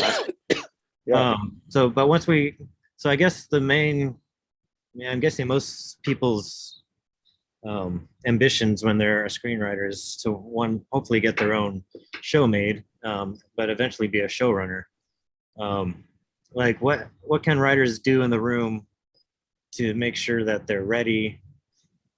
Well, actually, one question: if they don't think they're ready, but they're offered the role, should they still take it? Yes, always. Always take you don't not take the, because once you're a showrunner, you're on the showrunner list. Yeah, I heard you talking about that list. Yeah, like, it's like, oh, they ran a show. Okay, they're fine. I mean, they screwed up badly. Look, I have the number of times I've been handed showrunners. I'm like, what was their last credit? That was a dumpster fire. That was an infamous dumpster fire. People lost their careers over that show, and yet here they are. Because look, the corporations are giant corporations, and they look at a track record and they go, man, they've done that job before. But I think the big thing is know what your weaknesses are. Like, if you don't know the set, figure out some way to get on set. If you have never managed people, I mean, I'll fully admit, before my first TV show, I called my dad, who had been head of HR department and then eventually became a lawyer. And I said, hey, I'm going to be in charge. And this is something to remember. If you're in charge of a television show, you're directly in charge of 10 to 15 people, and you are peripherally in charge of 150 to 200 people, some of whom are actors who are very creative, and some of whom are grips who would like to know when they're getting out of here today, thank you. And some of whom are line producers who want to know why your show isn't on budget. Some of them are directors who need to figure out how to cut the, like, you are now a manager. And that's why I called my dad and I'm like, look, I am a boss now. And after he finished laughing, like for 10 seconds straight, because the idea just amused the hell out of him, because I was a stand-up. And then I was like, yeah, movie writer. Yeah, like this. He's like, this is plainly a bad idea. So tell me about it. But he sent me like 4 management books, which I don't remember now. But he taught me through like the job of managing people. Yeah. And so, you have to look at it and go, and I will say one of the great things is if you get a show, if you just go online, you find a showrunner you admire or somebody who's got a public persona, and there's plenty of us, and you go, I just got a showrunner gig. I don't know what the hell I'm doing. Can I talk to you for half an hour? Very few showrunners will say no. Yeah. Because, oh God, yeah, of course, you poor person. like, yes, let's fill you in. And they'll find the context of what your show is, and and who those people are online. And by the way, I just did that for the show we're producing. The show has queer content, and like I've never written a queer romance, just accidentally, because I don't really write romances. I'm producing the show, and I reached out to a writer who had done some really great queer content, and like, look, can I put you in charge with my showrunner? Because the 55-year-old cishet white dude is not the person who should be giving her feedback at this moment. They're like, yeah, of course. And they had like a great hour where it's like, how do you talk about queer content on television? How do you talk to the executives? How do you execute stuff without feeling exploitative? That I was completely outside of, because it was there. The availability was there. Yeah. But you should have such trouble that you get offered a showrunning position and don't know what the hell to do. So how do you? So I guess how do you prepare for that, and how does someone stand out to where they're just like, man, I need to give you a show? That doesn't happen. Like, honestly, I mean, look, if your dream is to be a showrunner, you should adjust. And I say that not cruelly. Yeah. There are so many writers better than me who just their dreams never lined up with the creative. I've been very lucky. I've been extraordinarily lucky, supernaturally lucky, considering my talent level. For the 4 shows I've gotten on the air, I've had 3 shows die just because they changed network presidents during development or in between when we shot the pilot. I had a staff on one show, and they changed network presidents, like, go home. Like, we have a staff. Nope, the president wants a different thing. I'm gonna go home. And that could have been my only show. That easily could have been my only show, and my only shot at show running. Absolutely a combination of moderate talent, enormous enthusiasm, and white guy at the right time is the definition of my career. I fully embrace that, and one of the reasons I work hard to make sure that I don't coast on that. So the thing you need to do is be the best writer you can be, and develop your ideas, because the rule about how to get a show on the air now is different than it was 2 years ago, different than it was 5 years ago, different than it was when I started. And no bit of advice other than be the best writer you can and pay attention to the people around you and try not to make too many enemies works for any length of time. Do we want to get one more question from the other folks just before, because I do have to bail pretty soon. Yeah. Any questions? There you go. Yeah, Michael. Sorry, computer didn't want to cooperate. Everybody does that. Everyone's done the unmuted bullshit on Zoom. Yeah. Yeah. First off, when you describe writer rooms, it sounds a lot to prior military. So this will make more sense when I say it. It sounds a lot like a battalion meeting where sometimes it's good people, sometimes it's bad. So being prior military, I'm fine with feedback and all that good stuff. Yeah. Where'd you serve, by the way? What branch? Army. Army. I was. My brother Mike was an Army medic. Yeah. Yeah. Yeah. I was we jokingly call ourselves another damn army because I was 80 air defense. Oh yeah. We messed with the Patriot systems, the missiles that shut down the planes and all that. Yeah. But my one main question is back on, you were talking about the script length. When I got out of the Army and I went to college, I just got done getting my master's in Oh, good for creative you. writing. Congratulations. And one of my professors said, you want to keep it between 48 and 50 pages. And you're saying between 50 and 60. So, I mean, if you're in that rough area, then the director has a little leeway to do more action if he wants, or to do more. Yeah, I mean, look, I think that the problem is it's wildly variable when you actually get into production. For example, when we did Leverage and Librarians, same crew, literally the same crew, in the same sound stages, and Leverage episodes shot out on schedule to the proper cut length at 54 to 55 pages a script. Librarians shot out at 48 to 52. Invariably. If we went longer than 52, we had too much, we couldn't shoot it, and we had too much footage. But if you went under 48, but on Leverage, if you went under 52, you didn't have enough show. And like, there's no explanation for that. It's just like, this is a creative endeavor and it's alchemy and bullshit like that. I mean, so yeah, I mean, that if you're in the ballpark, make it a 50 something page compelling story and you're done. Like, Right. you know, no one's going to go, well, that's 2 pages too long. Out it goes. I mean, the closest it comes is when I'll get a script, I'll literally like put it in my hand and go, and you after a while, you're like, that feels like a script. That's right. That's right. Like, you can tell how much paper weighs after we're doing it 25 years. Like, yeah, that's right. So Sometimes you pick it up and you're like, no, that's too many pages. I can feel how it goes. I got one last comment, and then I'm gonna let someone else talk. Yeah, sure. You were commenting about how writers on, especially showrunners on Twitter, will respond. I have a nice story for that. I reached out to a very well-known writer showrunner who ended up calling me and talking to me for almost 2 hours, giving me the insights of the business. So I look at him as a friend and mentor because he's still there for a sounding board. So, yeah, look, we kind of like, look, at every showrunner right now is like, please don't say this. But, you know, most showrunners like helping other writers out. Somebody helped us out. Saul Turtletaub, who Rick opened the conversation with, you know, mentored me along with David Landsberg. I mean, you know, we all had somebody. I mean, it was rougher days because it wasn't mentoring like, I'll help your career. It's like, I will help you not get fired for the next 6 months. It was much more the tone of it, because people got fired a lot. They were rough days in those days in sitcoms. But hell, they'll fire a whole staff now just because there was a change of regime at a studio. Yeah, I mean, if you're not a jerk about it and you have a specific question, we want there to be more writers.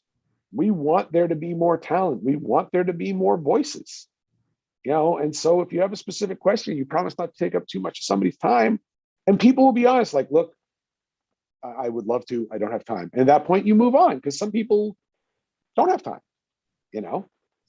There's times in my schedule I couldn't have done this because I had too many things going and I wouldn't be able to schedule it. So, you know, but yeah, a politely worded, may I DM you?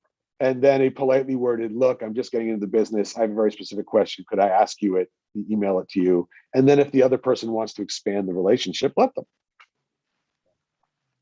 Any other questions from the folks before we wrap it up? No? Cool. Rick, got anything before we want to go?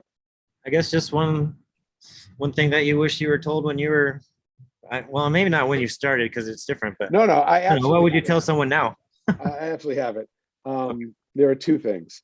One is anger is a luxury. I got fired a lot in my 30s. And it was not because I was angry in the room, but I couldn't quite, I wasn't necessarily great at controlling my sarcasm. But look, anger, you know, you don't have time for anger. You know, you're in a creative field with a lot of money at stake, with an enormous number of moving parts. And I'm not saying shove it down and let it give you a heart attack, but understand that, you know, take your anger, put it over there. You have a problem to solve. You're here to be a positive force and to move the ball forward with your team. So put it over there. My grandfather had a great rule, and I'm sure he stole it from somewhere. He had the 20-minute rule where it's like, he's like, I'm going to be really angry about this for 20 minutes later.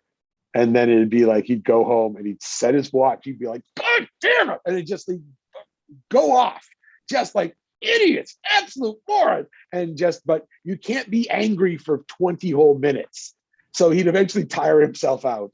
And then you'd be like, all right, got it out. And you're still angry, but like, you put it someplace. The other one, which doesn't really apply as much anymore, but is understand the difference between a challenge and a warning. Is as writers and people who have had life experiences, we hear something like, that can't be done, or that's too hard, or that project's impossible. And we go, ha, no, let's show you. This is how I'll prove myself. This is how I'll show you. Sometimes the sign is adventure here right before the jungle path. And sometimes there's a bunch of skulls at the bottom of the sign. It says, do not go here. Know the difference between those two. Be willing to listen to your own instincts and walk away when something feels. I've never been wrong when I've turned to one of the other writers or my agent and gone, this is going sideways. Just, it is. Like, I can feel it. And on 2 shows, I called my agent. I'm like, this is going sideways. It's like, nah, it's great. All right. And the shows wound up not getting made both times. And it's like, you're a human being. You have experience. You have emotional intelligence. If you're in a bad situation, look, we're all going to be in bad situations. It's Hollywood. There's a lot of problems in Hollywood, but like, listen to yourself about, is this going to be a positive experience? And by positive, it might mean really tough and I'm not going to enjoy it, but it will advance my career in a constructive way. Or is this going to be a snipe hunt? Or is this just me chasing a bit of foolishness because it feels like my chance? I will absolutely guarantee you will not recognize your chance when it comes.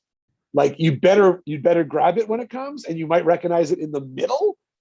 But like, when your weird little opportunity comes, it's not going to feel like, here's the win, And honestly, there's very few times that it's just, here's the win. We're addicted to the lottery system in Hollywood, where it's like, and then I had a hit, and that was a big success. And it's like, that happens. J.J. Abrams had his first big hit movie, his first big hit show. Like, yeah, absolutely, undeniable, absolutely happens. But for every JJ, there's, I was a stand-up and a sitcom writer, then a feature writer, and then I got my first show at 40. After 12 years of working every day and doing 3 projects at a time. And because it turned out the lunch with Dean Devlin, where he wanted to do a cable show, was the chance. And the reason I knew Dean is because a buddy of mine called me and said, hey, I have an idea for a movie. And I sold the movie to Dean. So actually, my chance was when my buddy called me from his basement drunk. So I think that's the important thing. Is like, you only have the craft. You only have the job. Everything else is fate and what you occasionally make of it. Well, and that's what you did. Have I talked you out of doing it yet? Have I talked anybody out of doing it? God damn it. Doing it too long. It's my goal. The best thing I can do for you. Yeah, I'm sticking with acting. Acting sounds a lot easier. Yeah. I miss acting. Let's show up.